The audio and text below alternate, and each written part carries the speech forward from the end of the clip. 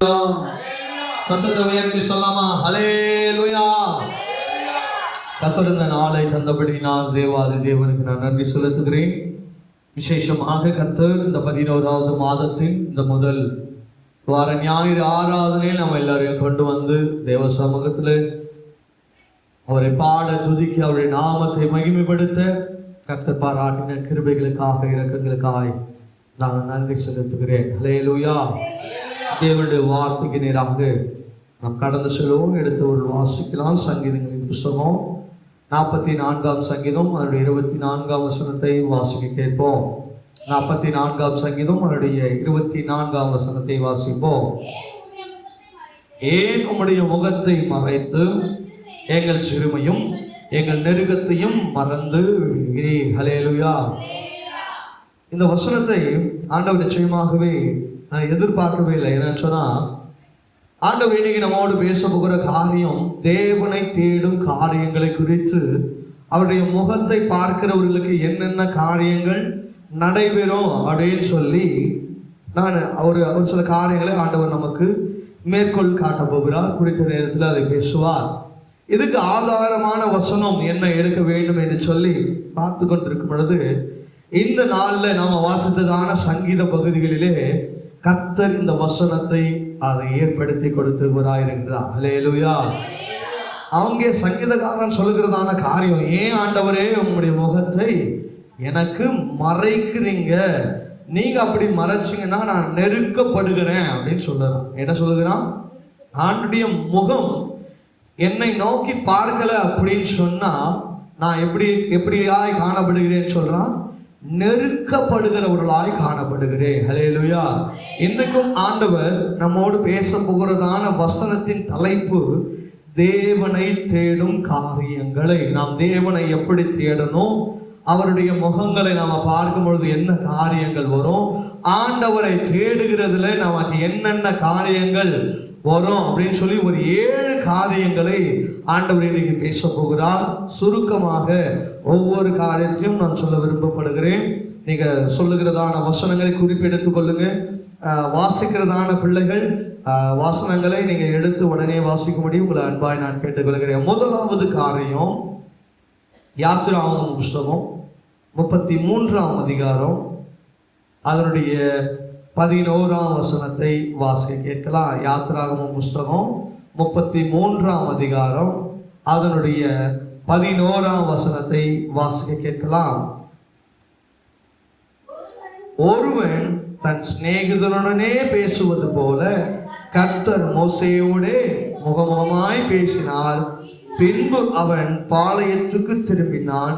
நூனின் குமாரனாகிய யோசுவா என்னும் அவனுடைய பணிவிடைக்காரனாகிய வாலிபன் ஆசாரிப்பு கூடாரத்தை விட்டு பிரியாதிருந்தான். 34ஆம் அதிகாரம் 29ஆம் வசனத்தை வாசிக்கிறேன்.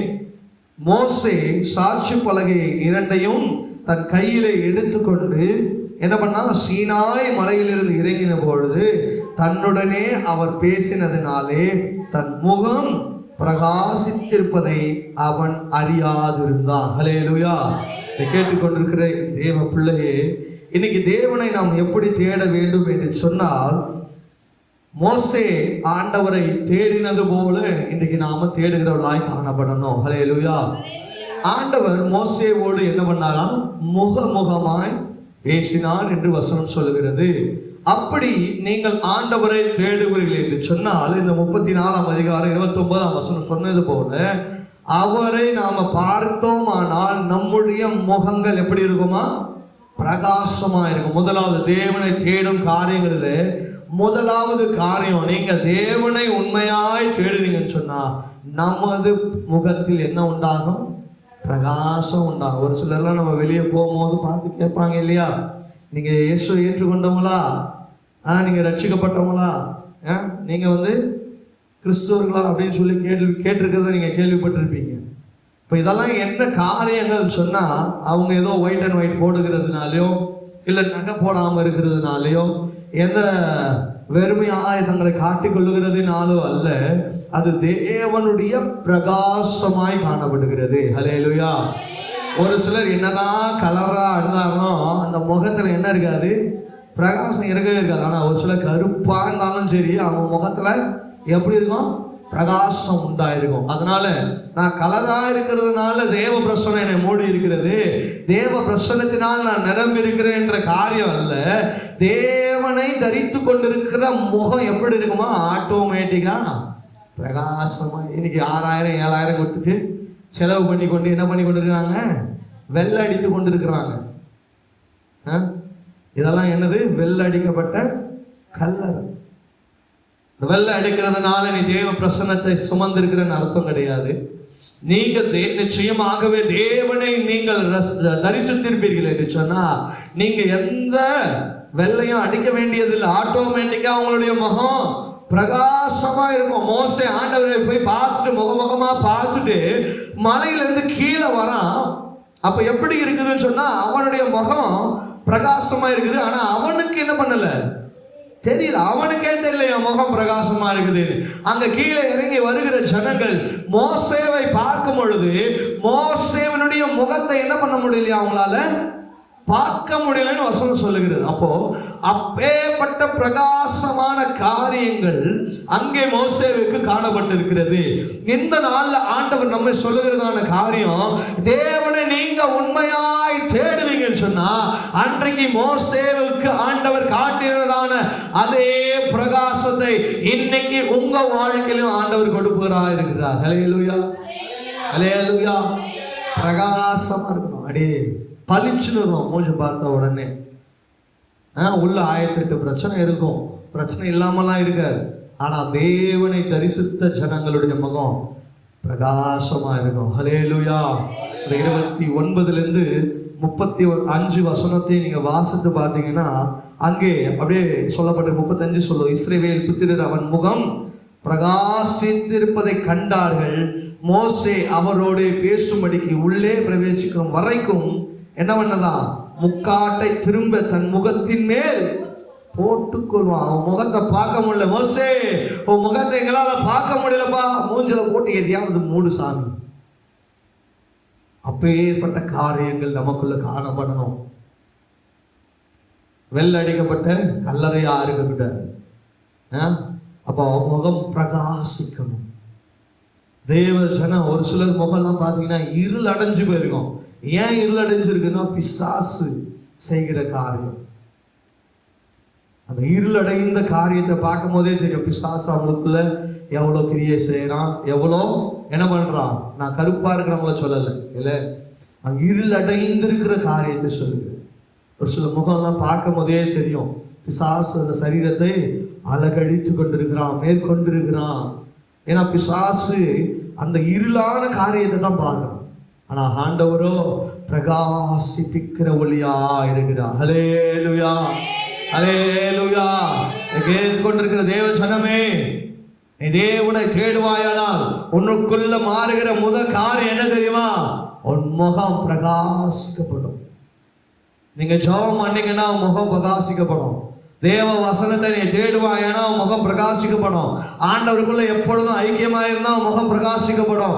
எப்பொழுதும் தேவனோடு ஐக்கியமாக இருந்தா முகம் பிரகாசிக்கப்படும். எப்பொழுதும் நீ உனக்குள்ள காரியங்கள் எப்பொழுதும் எப்படி இருக்கும்? பிரகாசமா இருக்கும். மோசேக்கு இல்லாத பிரச்சனையா?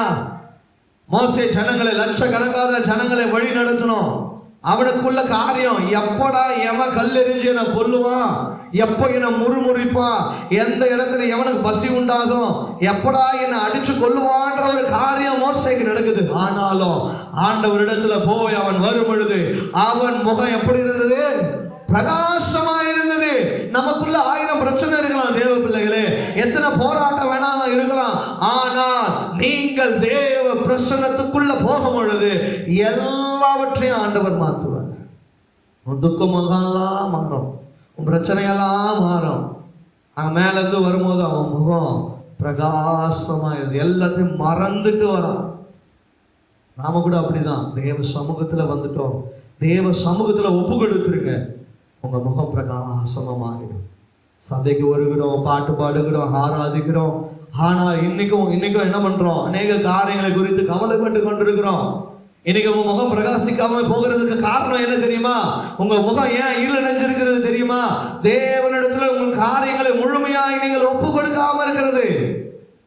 தேவனுடைய காரியம் என்ன என்பதை அறிந்திருக்கிற தேவஜனமே, இன்னைக்கு உங்க முகம் பிரகாசிக்கப்பட வேண்டும் என்று சொன்னார் எல்லா காரியத்தையும் தேவனுடைய கரத்துல ஒப்பு கொடுங்க. ஹல்லேலூயா, ஹல்லேலூயா. இரண்டாவது காரியம் சங்கீதம் 4ஆம் சங்கீதம் அதனுடைய 6ஆம் வசனத்தை வாசிக்க கேட்கலாம். சங்கீதம் 4ஆம் சங்கீதம் 4, 6, 7 2 வசனத்தை வாசிக்க. 4ஆம் சங்கீதம் 6 மற்றும் 7ஆம் வசனத்தை வாசிக்க கேட்கலாம். எங்களுக்கு நன்மை காண்பிப்பவன் யார் என்று சொல்லுகிறவர்கள் அநேகர். கர்த்தாவே உம்முடைய முகத்தின் ஒளியை எங்கள் மேல் பிரகாசிக்க பண்ணும். தானியமோ திராட்சரசமோ பெருகிருக்கிற காலத்தின் சந்தோஷத்தை பார்க்கணும். அதிக சந்தோஷத்தை என் இருதயத்தில் என்ன பண்ணார் ஆண்டவர்? தந்தீர். ஹல்லேலூயா. இரண்டாவது காரியம், ஏசப்பாவை நீங்க தேட ஆரம்பிச்சிட்டீங்கன்னு அர்த்தம்னா உங்க வாழ்வில் ஒரு நன்மை உண்டாகும். என்ன உண்டாகும்? வாழ்க்கையில ஒரு நன்மை உண்டாகும். நன்மைன்னு சொன்னா ஆசீர்வாதம் எடுத்துக்கலாம், என்ன காரியங்கள் வேணாலும் எடுத்துக்கலாம். அப்ப நன்மைன்னு சொன்னா இதுவரைக்கும் பார்க்காத காரியம், அதுதானே நன்மை. என்கிட்ட ஒரு 10 லட்சம் ரூபாய் இருக்கு, ஒருத்தர் என்கிட்ட வந்து 1000 ரூபாய் கொடுத்தானா அது நன்மை கிடையாது, அதுதானே. என்கிட்ட ஒண்ணுமே இல்லை, 1 ரூபாய் இல்லை, ஒருத்தர் எடுத்து வந்து என்கிட்ட 1000 ரூபாய் கொடுத்தானா அதுதான் நன்மை. அப்போ வாழ்வில் நன்மை உண்டாக செய்கிறவர் தேவன். ஹல்லேலூயா. இரண்டாவது காரியம், உங்க வாழ்க்கையில நன்மையான காரியங்களை நீங்கள் சந்திக்க வேண்டும், நன்மையான காரியங்களை நீங்க அனுபவிக்க வேண்டும், நன்மையான விஷயங்களையே நீங்க சந்திக்க வேண்டும் என்று சொன்னால் தேவ முகத்தை நீங்க தேடுகிறவர்களா இருக்கணும். கர்த்தரை தேடிக்கொண்டே இருக்கணும். கர்த்தரை தேடிக்கொண்டே இருந்தீங்கன்னா உங்களுக்கு என்ன வரும்? வாழ்க்கையில நன்மை வரும். அதே 6ஆம் அதிகாரம் 26ஆம் வசனத்தை வாசிக்கலாமா? 6 மன்னிக்கிறோம் 119 135 சங்கீதம் 119ஆம் சங்கீதம் அதனுடைய 135ஆம் வசனம். பிரகாசிக்க பண்ணி எனக்கு என்ன பண்ணுங்க? போதிங்க. அப்படின்னு சொன்னா அவர் நம்முடைய முகத்தை பிரகாசிக்க பண்ண வேண்டும் என்று சொன்னால் என்ன பண்ணணுமா? அவருடைய பிரமாணங்களை நாம கை கொள்ள வேண்டும். அதனால மோசே செய்தான். அவனுடைய முகங்கள் பிரகாசிக்கப்பட்டதுக்கு காரணம் என்னன்னா அந்த பிரமாணத்தை அவன் கை கொண்டவனாய் காணப்பட்டான், அதை நடத்தி வந்தவனாய் காணப்படுகிறான். இன்னைக்கு கூட உங்க வாழ்க்கையில ஒரு நன்மை உண்டாக வேணும், அது நிமித்தமா உங்களுக்கு சந்தோஷம் உண்டாகணும். அதுதான் 4ஆம் அதிகாரம் 6, 7 நம்ம வாசித்தது. உங்களுக்கு தானியமோ திராட்சரசமோ வந்ததை காட்டிலும் அதிக சந்தோஷத்தை ஆண்டவர் கொடுப்பார். எப்போனா அவரை நீங்க தேடும் பொழுது, இல்லையா? நாம ஏதோ ஒரு இடத்துக்கு போவோம், நம்ம நினைச்சு போவோம், இன்னைக்கு ஐயோ வெளியில சாப்பிடணும் அப்படின்னு நினைப்போம், எதையாவது கிடைக்கிறத சாப்பிடுவோம்னு நினைப்போம். ஆனா ஒருவேளை திடீர்னு யாராவது ஒருத்தர் கையில உங்களுக்கு பிடிச்ச ஒரு உணவை கொண்டு வந்து கொடுத்தாங்கன்னா என்ன பண்ணுவான்? 32 பல்லையும் சிரிப்போம், இல்லை? அதுதான் உண்மை. எப்பா இன்னைக்கு ஏதாவது தண்ணி கிடைச்சா போதும், ஜூஸ் கிடைச்சா போதும் அப்படின்னு நினைப்போம். ஆனால் உடனே உங்கள் கையில் எடுத்து வந்து இறைச்சியும் நல்ல சாதத்தையும் கொடுத்தாங்கன்னு சொன்னால் நமக்கு எப்படி இருக்கும்? சந்தோஷம் உண்டாகும் தானே? என்ன சாப்பிடுவீங்க தானே? எல்லாரும் எல்லாம் சாப்பிடாத மாதிரியே ஆகுறீங்க. எல்லாரும் சாப்பிடுவோம், அந்த சந்தோஷம் இருக்குல்ல. அப்பாட்ட சொல்ற அந்த சந்தோஷத்தை காட்டிலும் நீங்க என்ன தேடும் போது அதிக சந்தோஷத்தை நான் உங்களுக்கு கொடுப்பேன்னு சொல்லுகிறார். ஹல்லேலூயா. ஒரு மனுஷனுக்கு ஒரு பொருள் கிடைக்கும் போது கிடைக்கிற சந்தோஷம் தான் அதிகம். எனக்கு தெரிஞ்சு, இல்லையா, நான் அனுபவிக்காததை, என் வாழ்க்கையில நான் பார்க்காததை எனக்கு கிடைச்சது அதுன்னு சொன்னா அது எனக்கு மிகப்பெரிய சந்தோஷம். ஏன்னா அது என்னால் வாங்க முடியாது, அது என்னால் அனுபவிக்க முடியாது. ஆனால் அந்த காரியம் என்னை தேடி வரும் பொழுது நான் சந்தோஷப்படுவேன். அதை சொல்றார் ஆண்டவர், நீங்க அப்படி சந்தோஷப்படுகிறதை காட்டிலும் என் சமூகத்தை நீங்க உண்மையாய் தேடுவீங்கன்னு சொன்னா உங்க வாழ்க்கையில ஒரு நன்மை உண்டாகும். ஹல்லேலூயா. உங்க வாழ்க்கையில ஒரு நன்மை உண்டாகணும்னு சொன்னா ஆண்டவரை தேட மறக்கவே மாட்டாங்க. சங்கீதக்காரன் 34:10 கர்த்தரை தேடுகிறவர்களுக்கும் ஒரு நன்மையும் வசனம் என் வாழ்க்கையில மறக்கவே, யார் வாழ்க்கையில மறக்கக்கூடாது. கர்த்தரை தேடுகிறவர்களுக்கு ஒரு நன்மை. ஆண்டவரை நீங்க தேடினீங்கன்னு சொன்னா உங்க வாழ்க்கையில நன்மை மட்டும்தான் உண்டாகும். என்ன உண்டாகும்? நன்மை மட்டும்தான் உண்டாகும். ஆண்டவரை தேவனை தேடணும். காலையில எந்திரிச்ச உடனே எப்பா நம்ம முகத்தை பார்க்கணும், உன்னை தேடணும். என்னைக்காவது இல்லை, இன்னைக்கு என்கிட்ட என்ன பண்ணிடணும், நீங்க பேசிடணும். எப்படியாவது நீங்க இன்னைக்கு வார்த்தையை நான் என்ன பண்ணிடணும், கேட்டுடணும். உன்னை எப்படியாவது நான் பார்த்துடணும் அப்படின்ற ஒரு காரியம் தினம் தினம் நமக்குள்ள இருக்கும் பொழுது நம்முடைய வாழ்வில் நன்மை உண்டாகும். ஹல்லேலூயா. அநேக பிரச்சனைகள், அநேக போராட்டங்களை நாம பல நேரில் சந்திக்கிறதுக்கு காரணம் கர்த்தரை தேடுகிற இருதயம் நமக்குள்ள இல்லை. எதை பார்க்கிறோம்? பிரச்சனையை பார்க்கிறோம், போராட்டத்தை பார்க்கிறோம், கஷ்டத்தை, வியாதியை பார்க்கிறோம், கடன் பிரச்சனையை பார்க்கிறோம். நமக்குள்ள இருக்கிற சூழ்நிலையை மட்டும்தான் பார்க்கிறோம். யாரை பார்க்கறது இல்லை? தேவனை பார்க்கறது இல்லை.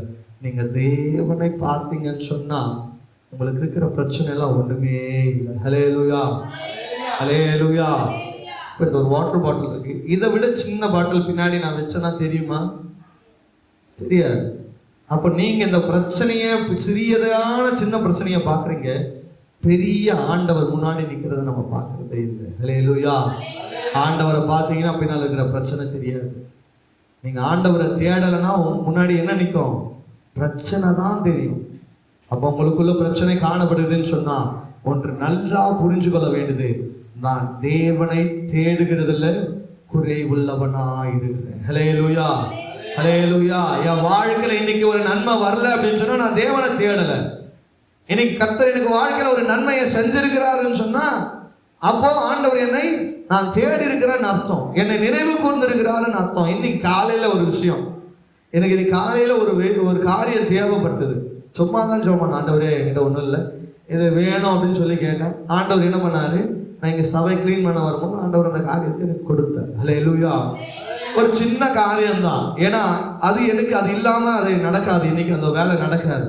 அதை நான் ஆண்டவர்கிட்ட கேட்டேன், ஆண்டவரே எனக்கு இது வேணும் அப்படின்னு சொல்லி. நான் எதிர்பார்க்காத விஷயம் ஆண்டவர் என்ன பண்ணாரு, கொடுத்தார். அப்போ நான் தேவனை தேடினதுனால, கேட்டதுனால, அது சின்னதோ பெருசோ, உங்களுக்கு வேணா அது சின்னதா இருக்கலாம், நீங்க எது கேட்டாலும் ஆண்டவருக்கு அது பெருசுதான். ஏன்னா என் பிள்ளை என்னை கேட்கிறான், என்னை தேடுறான், என்னை நம்பி வந்திருக்கிறான், என்னை விசுவாசித்திருக்கிறான், அதனால அவன் என்ன கேட்டாலும் நான் செய்வேன். ஹல்லேலூயா.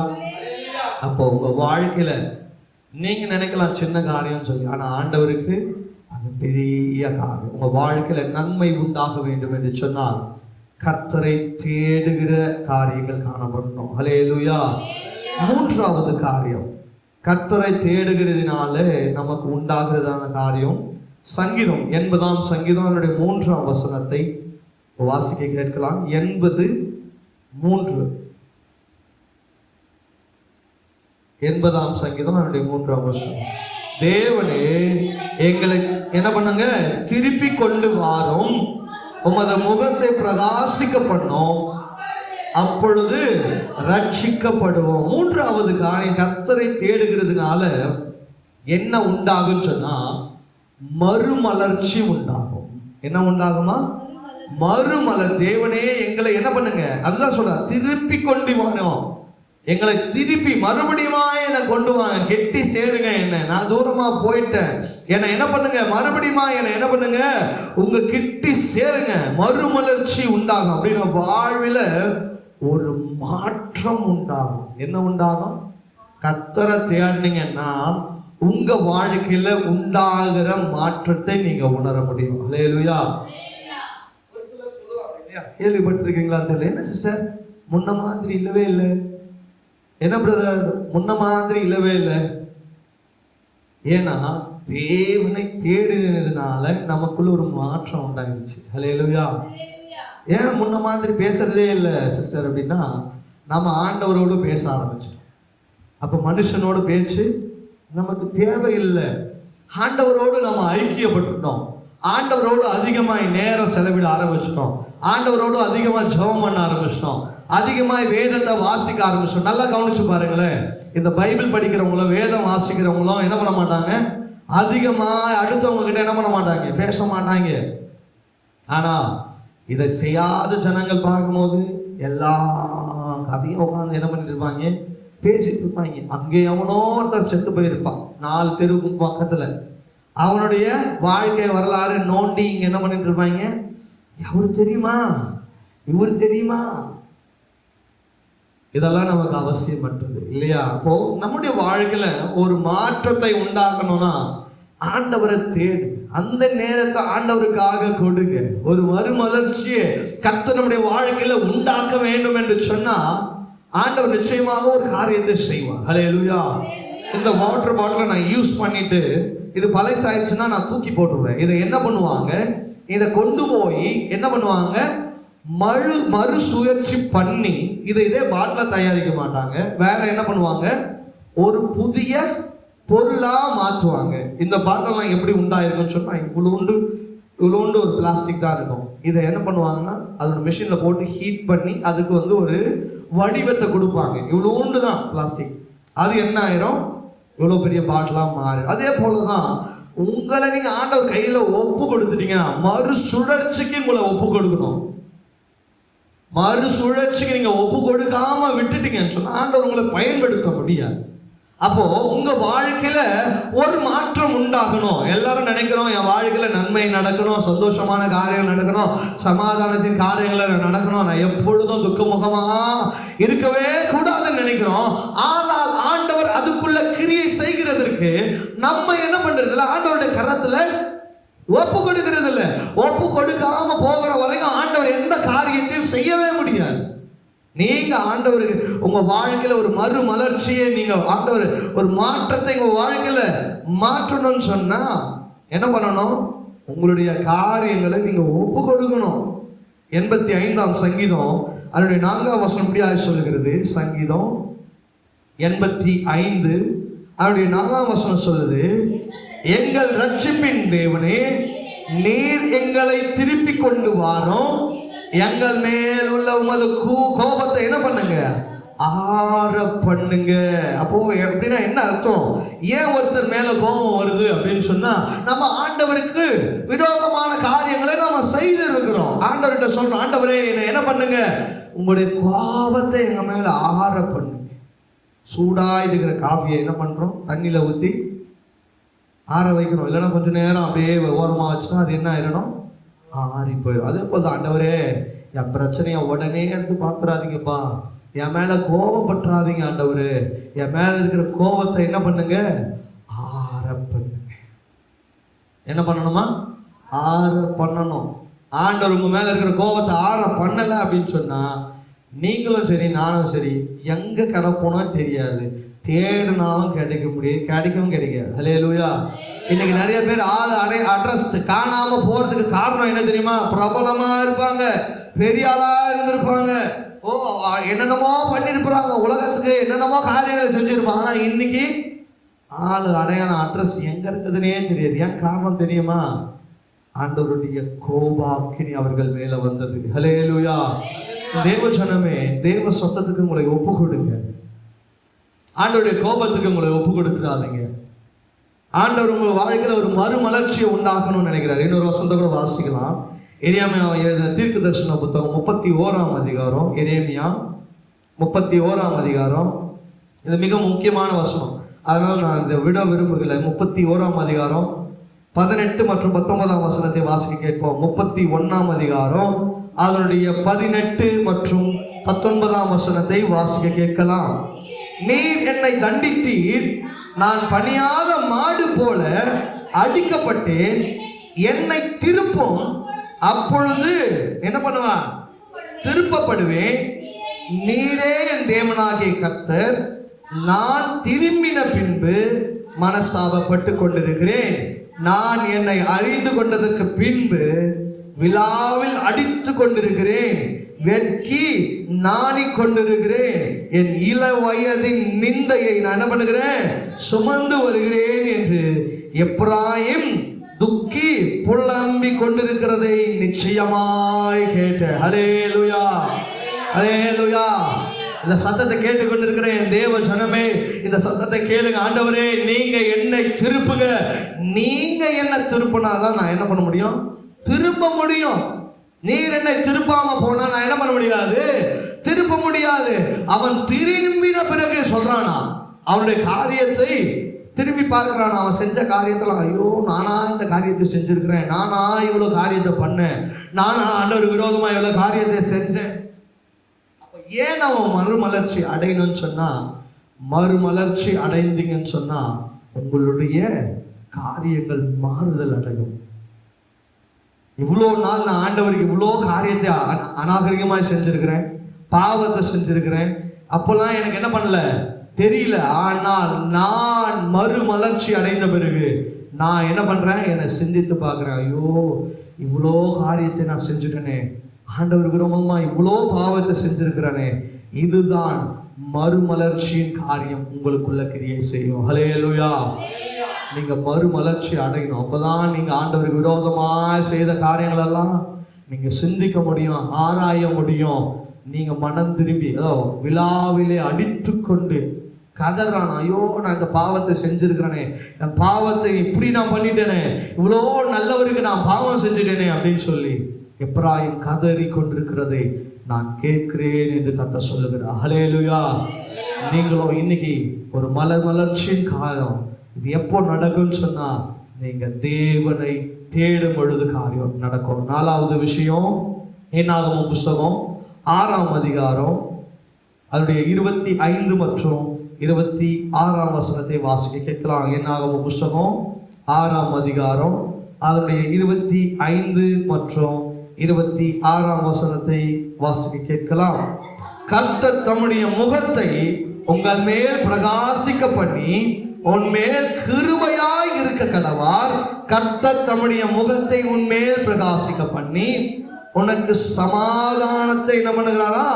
கட்டளை இடுகிறார் என்று சொல்கிறார். ஹல்லேலூயா, ஹல்லேலூயா. அடுத்து ஆண்டவரை நீங்க தேடினீங்கன்னா உங்களுக்கு கிருபையும் சமாதானமும் வரும். கிருபை அப்படின்னு சொன்னா ஒரு ஸ்பெஷல் கிஃப்ட். இது நான் ஆல்ரெடி உங்களுக்கு இந்த கிருபையை குறித்து நான் சொல்லியிருக்கிறேன், ஞாபகம் இருக்கான்னு தெரியல, நமக்கு நேரம் குறைவாக இருக்கிறது. நான் அதை உங்களுக்கு மேலோட்டமாய் சொல்லுகிறேன். இந்த ஸ்பெஷல் கிஃப்ட் என்னன்னு சொன்னா, தகுதி இல்லாதவர்களுக்கு தகுதிப்படுத்தி அந்த கிஃப்டை கொடுக்குறார். ஹல்லேலூயா. அதுதான், வேற ஒன்றும் இல்லை. கிருபை அப்படின்னு சொன்னா தகுதி இல்லாதவனை தகுதிப்படுத்துகிற என் தேவன் அதை கொடுத்து அவனுக்கு அந்த கிஃப்டை கொடுப்பார். ஹல்லேலூயா, ஹல்லேலூயா. இந்த ஸ்பெஷல் கிஃப்டை பற்றி நீங்கள் சங்கீதம் 67:1, தானியேல் 9:17 அவர் விண்ணப்பத்தை கேட்கிறவராக இருக்கிறார். அவர் என்ன பண்ணுகிறாரா? தம்முடைய வழிகளை காட்டுகிறார். கிஃப்ட் நான் ஒன்றும் இல்லை, தூக்கி பரிசு தூக்கி கொடுத்துட மாட்டார். ஆனால் 67:1 வசனம் சொல்லுகிறது, அவர் தன்னுடைய பிள்ளைகளுக்கு அவருடைய வழிகளை அவர்களுக்கு என்ன பண்றாரா? தெரியப்படுத்துகிறார். அவருக்குள்ள வச்சிருக்கிற காரியத்தை உனக்கு சொல்றாரு. எல்லாருக்கும் தூக்கி கொடுத்துட மாட்டார் இந்த கிஃப்ட், எல்லாருக்கும் தூக்கி அதை செஞ்சிட மாட்டார் ஆண்டவர். யார் தம்மை தேடுகிறார்களோ அவர்களுக்கு தான் இந்த கிஃப்டை கொடுக்கிறார். அதுதான் அந்த கிஃப்ட் என்ன பண்ணுவோம்? தனக்குள்ள கிருபையும் அவனுக்கு சமாதானத்தை உண்டாகும். இன்னைக்கு சமாதானம் இல்லைன்னு சொல்லி இன்னைக்கு என்ன பண்ணுகிறாங்க? 1000 கிலோமீட்டர் 2000 கிலோமீட்டர் நடந்து கொண்டு போகிறாங்க. ஏன்னா அந்த இடத்துக்கு போனா எனக்கு என்ன வரும்? சமாதானம் வரும். அப்படி அல்ல, என் ஆண்டவர் சொல்லுகிறார், நீ இருக்கிற இடங்களிலே என்னை நீ முழங்கால் படியிட்டு தேடுவாயானால் அந்த இடத்துல நான் இறங்கி உனக்கு சமாதானத்தை தருவேன். அல்லேலூயா. அதுதான் நம்முடைய ஆண்டவர் செய்கிறதான காரியம். அவர் கொடுக்கிறதான கிஃப்ட் என்ன தெரியுமா? அவருடைய ஐடியாவை உங்க வாழ்க்கையில என்ன செய்ய போகிறாரோ அதை ஆண்டவர் உங்களுக்கு தெரியப்படுத்துவார். அதை தெரியப்படுத்தணும்னு ஆண்டவருக்கு அவசியம் இல்லை, ஆனால் ஆண்டவர் அந்த காரியத்தை உங்களுக்கு தெரியப்படுத்துகிறார் பாருங்க. அதுதான் கிருபை. நீங்க கிருபை கிருபைன்னு சொல்லி ஜனங்களை தவறான பாதையில் நடத்தி கொண்டிருக்கிறான். கிருபைனா வேற ஒன்றும் இல்லை, ஆண்டவர் உன்னை குறித்து வைத்திருக்கிறதான திட்டத்தை ஆண்டவர் உனக்கு தெரியப்படுத்துகிறார். அதுதான் கிருபை. தானியேல் 9:17 உன் விண்ணப்பத்தை கேட்கிறார் பாருங்க, அதுதான் கிருபை. இன்னைக்கு எல்லாருடைய ஜபத்தையும் ஆண்டவர் கேட்கிறவர் அல்ல. நீ என்ன வேணாலும் கேட்ப, அதை கொடுக்கிற என் தேவன் அல்ல. அவரை தேடுகிற ஜனங்கள், அவர் மீது அன்பு வைக்கிற ஜனங்கள், அவரை உண்மையாய் தேடுகிற ஜனங்களுக்கு தான் அவர் விண்ணப்பத்தை கேட்கிறவர் என்று வசனம் சொல்கிறது. ஹல்லேலூயா, ஹல்லேலூயா. நான்காவது காரியம், உண்மையாய் செய்யணுங்கன்னு சொன்னா அந்த கிருபையின் வரத்தையும் சமாதானத்தையும் உனக்கு தருவா. நீ சமாதானம் இல்லைன்னு சொல்லி ஒரு நாள் அறிக்கை செய்ய மாட்டீங்க. அப்பேற்பட்ட சமாதானத்தை கர்த்தர் உங்களுக்கு உண்டு பண்ணுகிறவராக இருக்கிறார். ஐந்தாவது காரியம், சங்கீதம் 17ஆம் சங்கீதம், சங்கீதம் புஸ்தகம் 17ஆம் சங்கீதம் அதனுடைய 15ஆம் வசனம். 17, சீக்கிரமா வாசிங்க. 17, 15. நானும் நீதியில் உம்முடைய முகத்தை தரிசிப்பேன், நான் விழிக்கும் போது உமது சாயலால் திருப்தி ஆவேன். ஐந்தாவது விஷயம் என்ன தெரியுமா? அவர் முகத்தை நீங்க பார்க்கணும், அவரை தேடுனீங்கன்னா உங்களுக்கு திருப்தி உண்டாகும். என்ன உண்டாகும்? திருப்தி உண்டாகும். 16, 11 வசனம் சொல்லுகிறது, ஜீவ மார்க்கத்தை எனக்கு தெரியப்படுத்தினீர், உம்முடைய சமூகத்திலே என்ன உண்டா? பரிபூர்ண ஆனந்தம் உண்டு என்று வசனம் சொல்கிறது. உங்க வாழ்க்கையில திருப்தியான காரியம். இன்னைக்கு நிறைய விஷயங்கள் நம்ம ஆண்டவர் கொடுத்தாலும் திருப்தி இல்லாம, ஆண்டவரே இது போதாது, இன்னும் வேணும் இன்னும் வேணும் அப்படின்னு சொல்லி கேட்டுக்கொண்டு இருக்கிறோம். ஆனா ஆண்டவர் செய்கிற காரியம், ஆண்டவரை நீங்க தேடினீங்கன்னு சொன்னா மறுபடியுமா எனக்கு குறைவுன்னு நீங்க கேட்கவே மாட்டீங்க. ஹல்லேலூயா. 36ஆம் சங்கீதம் 8ஆம் மற்றும் 9ஆம் வசனத்தை வாசிக்கலாமா? 36. இதெல்லாம் மேலோல சொல்லிட்டு போயிடலாம், ஆனால் இதெல்லாம் முக்கியமான வசனங்கள். 8, 9. உமது ஆலயத்துள்ள சம்பூரணத்தினால் நான் என்ன பண்ணுவேன்? திருப்தி அடைவார்கள். உமது பேரின்ப நதியினால் அவர்கள் தாகத்தை தீர்க்கிறீர். ஜீவ ஊற்று உம்மிடத்தில் இருக்கிறது, உம்முடைய வெளிச்சத்திலே வெளிச்சத்தை காண்கிறோம். ஐந்தாவது காரியம், அவரிடத்துல ஜீவ ஊற்று. நீ எடுக்க எடுக்க எடுக்க எடுக்க என்ன வரும்? வந்து கொண்டே இருக்கணும். ஆண்டவர் என்ன பண்ண மாட்டேன், எப்பா பார்த்தாலும் என்கிட்ட கேட்டுனே இருக்கிறேன் ஆண்டவர் சொல்ல மாட்டேன். எடுக்க எடுக்க எடுக்க எடுக்க புதிய புதிய புதிய புதிய காரியத்தை உங்களுக்கு தருகிறவராக இருக்கிறார். ஹல்லேலூயா. இன்னைக்கு நம்ம எடுக்கிறது கிடையாது. ஆண்டவர்கிட்ட இருக்கிற காரியங்களை எடுத்தாதானே புதுசு வரும். இன்னும் ஆண்டவர் வச்சிருக்கிற பழைய காரியங்களை நாம இன்னும் பெற்றுக்கொள்ளாம இருக்கிறோம். ஏன் தெரியுமா? அந்த திருப்தி உண்டாகிறதுனால. ஹல்லேலூயா. வாழ்க்கையில உண்மையான திருப்தி, சம்பூர்ணம், சந்தோஷம், சமாதானம், பேரின்பம் காணப்படணும்னு சொன்னா அநேகர் இன்னைக்கு சந்தோஷம் இல்லைன்னு சொல்லி எங்கெங்கயோ ஓடுறாங்க. நீங்க அப்படி ஓடணும்னு அவசியம் இல்லை. தேவ சமூகத்தில் முழங்கால் படிக்கிட்டு உட்கார்ந்தோ படுத்தோ ஆண்டவர் சமூகத்தில் உண்மையாய் தேடி பாருங்க. நிச்சயமாகவே கர்த்தர் உங்களுக்கு ஒரு திருப்தியை உண்டாக்குறவராக இருக்கிறார். ஹல்லேலூயா. 6வது காரியம், சங்கீதம் 67. நான் ஃபாஸ்டா போகிறேன். இந்த வசனங்களெல்லாம் நீங்கள் நோட் பண்ணிக்கோங்க, இல்லைனா இதை மறுபடியும் ரீவைண்ட் பண்ணி நீங்கள் வீடுகளில் போய் இந்த வசனங்களை கேளுங்க. கர்த்தர் பெரிய காரியங்களை செய்வா. சங்கீதம் 67ஆம் சங்கீதம் அதனுடைய 2ஆம் வசனத்தை வாசிக்கலாமா? தேவரீர் எங்களுக்கு இறங்கி எங்களை ஆசீர்வதித்து உம்முடைய முகத்தை எங்கள் மேல் என்ன பண்ணுங்க? பிரகாசிக்க பண்ணுங்க. அடுத்து என்ன காரியம் நடக்குதுன்னு சொன்னா, இந்த இடத்துல ஏசப்பாவை நீங்க தேட ஆரம்பிச்சீங்க அப்படின்னு சொன்னா உங்களுக்கு ஆசீர்வாதத்தை தருகிறார். இப்பதான் நமக்கு என்ன வந்துச்சு? இவ்வளவு நேரம் வரல, இப்பதான் நமக்கு என்ன வந்திருக்குது? ஆசீர்வாதம் வந்திருக்குது. இவ்வளோ காரியங்களை ஆண்டவர் வச்சிருக்கிறார். ஆனா இன்னைக்கு நம்ம ஆண்டவரை தேடுறதுக்கு எதுக்கு மாத்திரம் யூஸ் பண்றோம்? ஆசீர்வாதம் ஆசீர்வாதம் ஆசீர்வாதம் ஆசீர்வாதம். என்னது? ஆசீர்வாதத்தை மாத்திரம் ஆண்டவரை தேடாத. இவ்வளவு காரியத்தை ஆண்டவர் வச்சிருக்கிறார், சமாதானத்தை வச்சிருக்கிறார், திருப்தியை வச்சிருக்கிறார். இதெல்லாம் இல்லாதது காரணம் என்ன தெரியுமா? அதை தேடுகிறது இல்லை. நமக்கு வேண்டியதெல்லாம் என்னது? ஆசீர்வாதத்தை மட்டும் எனக்கு விட்டுறாதீங்க ஆண்டவரை. எப்படி ஜெபிக்கிறோம்? ஆண்டவரே ஆபிரகாமை ஆசீர்வதித்தது போல. ஆபிரகாமை ஆசீர்வதிச்சது மட்டும் தெரிய வருது. ஆசீர்வாதத்துக்காக அவன் எவ்வளவு போராடினாலும் அந்த போராட்டத்தை என்ன பண்றது இல்லை, பார்க்கறது இல்லை. இன்னைக்கு நிறைய பேர் போராட்டம் வர காரணமும் அதுதான். ஆபிரகாமை போல ஆசீர்வதிங்கன்னு கேட்குறீங்க. அதனால ஆண்டவர் நினைக்கிறாரா, சரி ஆசீர்வாதத்தை கேட்டேன். ஆபிரகாம் எப்படி கஷ்டப்பட்டானோ கஷ்டப்பட்டுட்டு அவன் ஆசீர்வாதத்தை பெற்றுக்கொண்டு ஆண்டவர் இன்னைக்கு அநேக காரியங்களை நமக்கு அனுமதிக்கிறார். ஆண்டவர்கிட்ட கேட்கும் போது நியாயமாய் கேட்கணும், உண்மையாய் கேட்கணும், நிதானித்து கேட்கணும், ஆராய்ந்து கேட்கணும். ஹல்லேலூயா. ஆபிரகாமை போல நீ பண்ணணும்னு சொன்னா ஆபிரகாம் ஒன்றும் இல்லாம இருந்தான். அவன் வீட்டை விட்டு ஒண்ணுமே இல்லாம வந்தான். அப்படிதான் நீங்க ஒன்றும் இல்லாம வரணும். அதெல்லாம் வர்றதுக்கு நீங்க சம்மதமா? இன்னைக்கு எத்தனை பேர் சமாதானத்தோடு இருக்கிற ஆண்டவரே என்னை ஆபிரகாமை போல என்னை ஆசீர்வதிக்கவே ஆசீர்வதிப்பேன், என்னை பெருகவே பெருக பண்ணுவேன்னு சொல்றீங்களே. அவன் எப்பேற்பட்டவனா இருந்தான் தெரியுமா? அப்பாவை விட்டுட்டு குடும்பத்தை விட்டுட்டு ஒன்றும் இல்லாத வீடு வாசல் எல்லாத்தையும் விட்டுட்டு ஆண்டவரை தேடினான். ஹல்லேலூயா.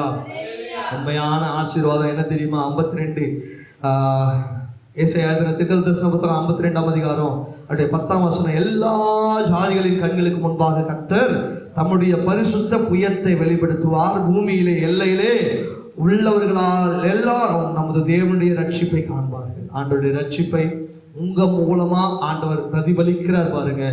அதுதான் உண்மையான ஆசீர்வாதம்.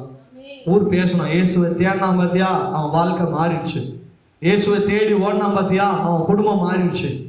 அதுதான் உண்மையான ஆசீர்வாதம். இயேசுவை தேடி போனான்பா, 4 கார் வாங்கிட்டான், 3 பைக் வாங்கிட்டான், 10 வீடு வாங்கிட்டான், அதெல்லாம் ஆசீர்வாதம். ஆண்டவரை தேடி போனான், தன் வாழ்க்கை மாறினது, தன் சூழ்நிலை மாறினது, அவனுடைய வாழ்வாதாரம் மாறினது. இதுதான் நமக்கு மிக முக்கியமான வசனம் தெரியுமா? சங்கீதம் 66ஆம் சங்கீதம். இனி கொஞ்சம் நேரம் உங்களுடைய நேரத்தை நான் கொஞ்சம் எடுத்துக்கிறேன். சங்கீதம் 66ஆம் சங்கீதம் அதனுடைய முதல் 4 வசனத்தை வாசிக்க கேட்கலாமா? சங்கீதம் 66ஆம் சங்கீதம் அதனுடைய முதல் 4 வசனத்தை வாசிங்க.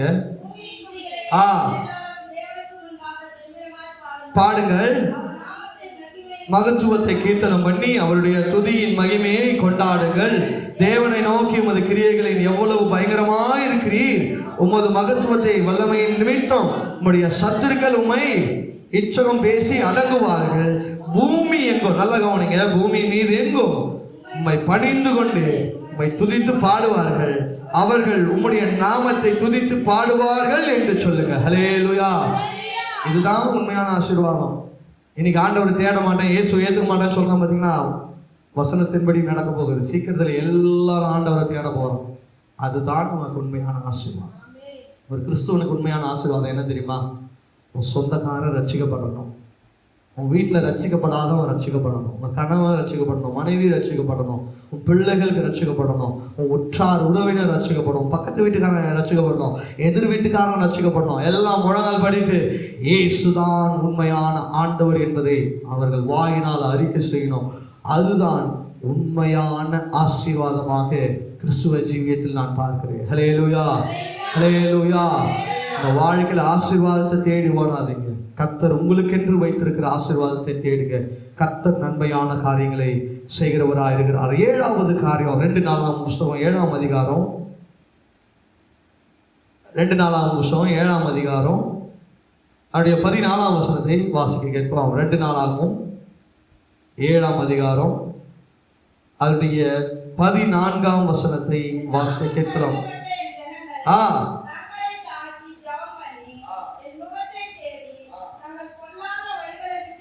திரும்பினார்கள்.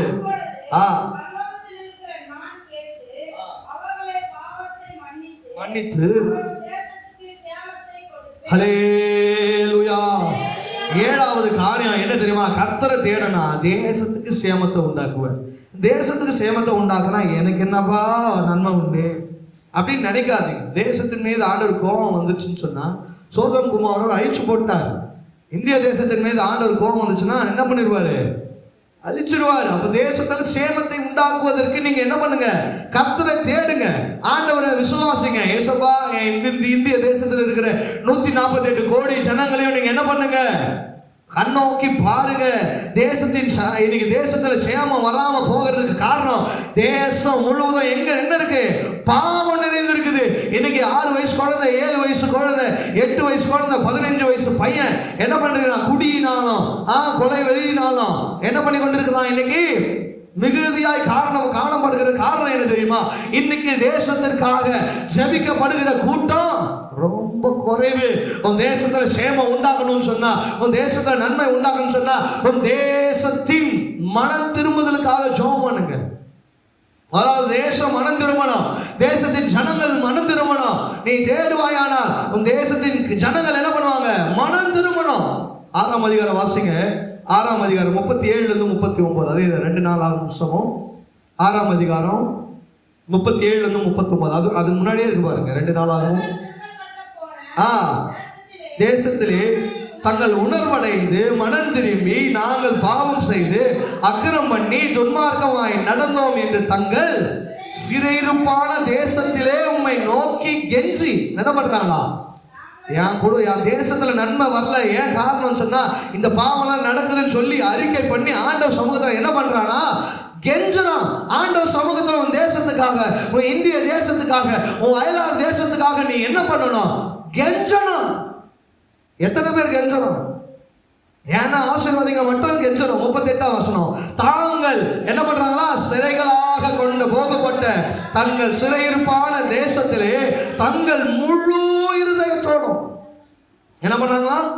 முழு இருதயத்தோட, கொஞ்சம் இல்ல, 10% இல்ல, 50% இல்ல, 100க்கு 100 என் தேசம் மாறணும்னு சொல்லி முழு இருதயத்தோட மாறல அடிச்சுக்கிட்டு அழுவுங்க தேசத்துக்காக அப்படின்னு சொல்லலாம். தேசம் சேமமாய் மாறவே மாறாது. ஹல்லேலூயா, ஹல்லேலூயா. தேசம் சேமமா இல்லைன்னு சொன்னா, வறுமையாச்சுன்னு சொன்னா விலைவாசி கூடும். விலைவாசி கூடுச்சுன்னா உன் தலைமையில தான் வந்து முடியும். ஒரு 5 வருஷத்துக்கு முன்னாடி எவ்வளோ அரிசி எவ்வளோ எண்ணெய்னு வாங்கினீங்க யோசிச்சு பாருங்க. இன்னைக்கு எவ்வளோ வாங்குறோம்? இதெல்லாம் என்ன? தேசத்துல சேமம் இல்லாதனால, மழை இல்லாதனால, தேசத்துல ஒரு சில குறைபாடுகள் உள்ளதுனால இதெல்லாம் நீ என்ன பண்ணோம்? தேசத்துக்காக ஜெபம் பண்ணோம். என் தேசத்தின் காரியங்களை மாத்துங்க ஆண்டவரே, என் தேசத்தை நன்மையினால முடிச்சுட்டுங்கப்பா. இதெல்லாம் மாறிச்சுன்னா என் தேசத்துல விலைவாசிகள் குறையும், என் தலைமையில இருக்கிற விடியெல்லாம் என்ன பண்ணும்? மாறும். ஒரு சுயநலத்துக்காக தேசத்துக்காக ஜெபம் பண்ணுங்களேன். நீங்க தேசத்துக்காக ஜெபம் பண்றதுனால வாழ்வாதாரம் மாறும், தேசத்தில் இருக்கிற ஒரு சில காரியங்கள் மாறும். கடைசியாக ஒரே ஒரு வசனத்தை மாத்திரம் நான் வாசிக்க மிகவும் ஆசைப்படுகிறேன். புலம்பலின் புஸ்தகம் 3ஆம் அதிகாரம் அதனுடைய 40 மற்றும் 41ஆம் வசனத்தை வாசிக்க கேட்கலாம். புலம்பலின் புஸ்தகம் 3ஆம் அதிகாரம் அதனுடைய 40, 41. நாம் நம்முடைய வழிகளை சோதித்து ஆராய்ந்து கர்த்தரிடத்தில் திரும்ப கடவோம். நாம் நம்முடைய கைகளோடு கூடிய நம்முடைய இருதயத்தை பரலோகத்தில் இருக்கிற தேவனுக்கு ஏறெடுக்க கடவுள். ஹல்லேலூயா. தேசத்தை நோக்கி, பரலோகத்தை நோக்கி, ஏசப்பா என் இந்திய தேசத்தை பாருங்க, தமிழ்நாட்டை பாருங்க, என் திருவள்ளூர் மாவட்டத்தை பாருங்க, என் திருவூர் கிராமத்தை பாருங்க, எம்ஜிஆர் நகரை பாருங்க, எம்ஜிஆர் நகரில் இருக்கிற 10வது தெருவை பாருங்க, இந்த 10வது தெருவில் இருக்கிற இந்த இயேசு உயிர்ப்பிக்கிறார் ஊழியத்தை கண்ணோக்கி பாருங்கன்னு சொல்லி பரலோகத்தில் இருக்கிற தேவனை பாருங்க. கடைசியாக ஏசாயா எழுதின தீர்க்கதரிசன புத்தகம் 25:8, நீங்கள் இப்படியாய் ஜெபித்தீர்கள் என்று சொன்னார், கர்த்தர் உங்கள் கண்ணீரை துடைப்பார் என்று வசனம் சொல்லுகிறது. நீங்க ஆண்டவரை தேடுவீர்கள் என்று சொன்னால் நிச்சயமாகவே இந்த எல்லா காரியங்களையும் கர்த்தர் உங்க வாழ்க்கையில செய்வார். இந்த 7 காரியங்கள் உங்க வாழ்க்கையில நடக்கணும்னு சொன்னா நீங்க செய்ய வேண்டிய ஒரே ஒரு காரியம், கர்த்தரை மட்டும் தேடுங்க. நீங்க ஒரு காரியத்தை செய்யுங்க, 7 காரியங்கள் உங்களை தேடி வரும். ஹல்லேலூயா, ஹல்லேலூயா. கடையில் போய் ₹1 பொருள் கொடுத்துட்டு 7 பொருள் வாங்க முடியுமா? வாங்க முடியாது. ஆனா ஏசப்பா கிட்ட வாங்க முடியும்.